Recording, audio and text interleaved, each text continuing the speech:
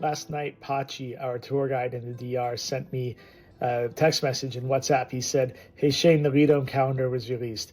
That was a very exciting text to read because I've been waiting for it for a long time. Now we can finally get to work on figuring out our 2026 Dominican Republic Winter Ball Adventure tour schedule. A shout out to Fabio, who also texted me. Fabio, I worked with at MLB back in the day in Santo Domingo, and I appreciate you looking out for me, Fab.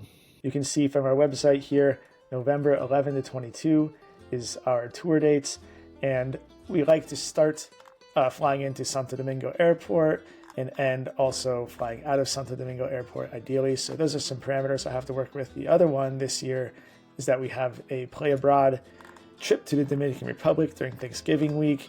You see here it's sold out, thankfully, but I need to work within those parameters. That one is November 21st to 27th, which means that here, Saturday, November 21st, we have an overlap of the play abroad tour and the fan tour. So I need to work within making sure that those two groups are in the same place on that night. Next step is I go to the Lidom Instagram page because they have this nice calendar that breaks it down basically by month. I take a screenshot of the dates that work for us because, like I said, November 11 to 22. I print about 5 copies of this. I might need more. And yes, I use scratch paper because lots of these are going to go into the recycling bin. And I know from past experience that I'm going to go through maybe half dozen to a dozen different versions before I land on the right one. Now I put pen to paper and I start working through all the different variations of the schedule, working with the date parameters I have, and also trying to pair up the six teams. I want to pair them in 3 different pairs. So we have the Estrellas and the Toros. They're in the east of the country, the green and red ones. We have the Gigantes and the Águilas. They're in the north of the country. That's the maroon and yellow ones.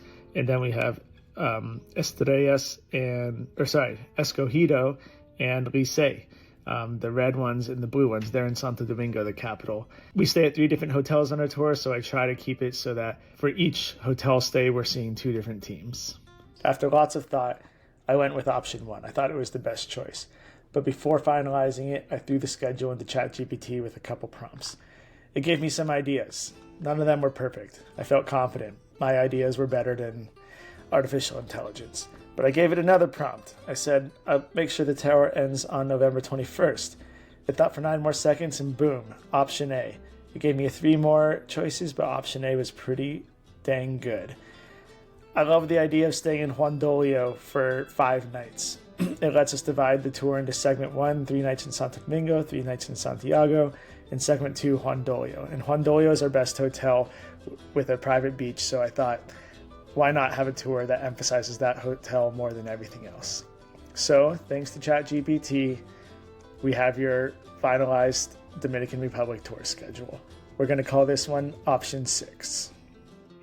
It's funny because when I started out on this video to show you a bit about my tour process, I thought the point would be to show you how complicated it is and how much manual and rigorous work it takes to come up with it. But as you see, it took about 25 seconds for ChatGPT to come up with the version that I ultimately thought was the best one.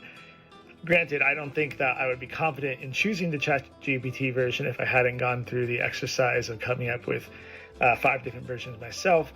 That said, I think that I found myself a new process. I think that I should use AI a lot more in coming up with my tour outlines. I should emphasize this is just an outline.